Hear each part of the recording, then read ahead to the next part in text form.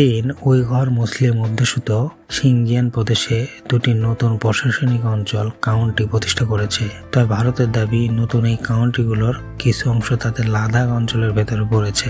এ নিয়ে নয়াদিল্লি কূটনৈতিক চ্যালেঞ্জের মাধ্যমে বেজিং এর কাছে আপত্তি ও প্রতিবাদ জানিয়েছে।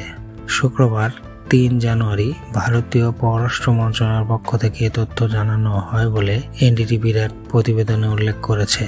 সম্প্রতি ভারত ও চীনের মধ্যে পূর্ব লাদাখ সীমান্তে দীর্ঘ আলোচনার পর সেনা প্রত্যাহারের মাধ্যমে একটি সীমান্ত জটিলতার সমাধান হয়। তবে নতুন এই ঘটনা দুই দেশের মধ্যে সম্পর্কের ক্ষেত্রে নতুন করে আলোচনার উপস্থাপন করেছে।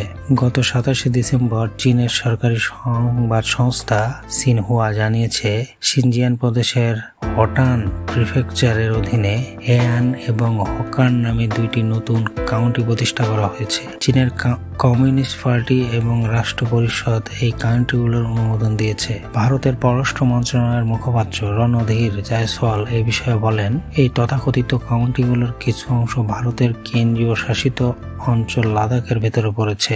আমরা কখনোই এই এলাকায় চীনের অবৈধ দখলদারি স্বীকৃতি দেইনি। তিনি আরো বলেন, নতুন কাউন্টি তৈরির বিষয়টি ভারতের সার্বভৌমত্ব নিয়ে আমাদের দীর্ঘদিনের ও ধারাবাহিক অবস্থানের উপর কোনো প্রভাব ফেলবে না। চীনের এই পদক্ষেপ তাদের অবৈধ দখলদারিকে বৈধতা দিতে পারে না। আমরা এই বিষয়ে কূটনৈতিক চ্যালেঞ্জের মাধ্যমে কঠোর প্রতিবাদ জানাচ্ছি।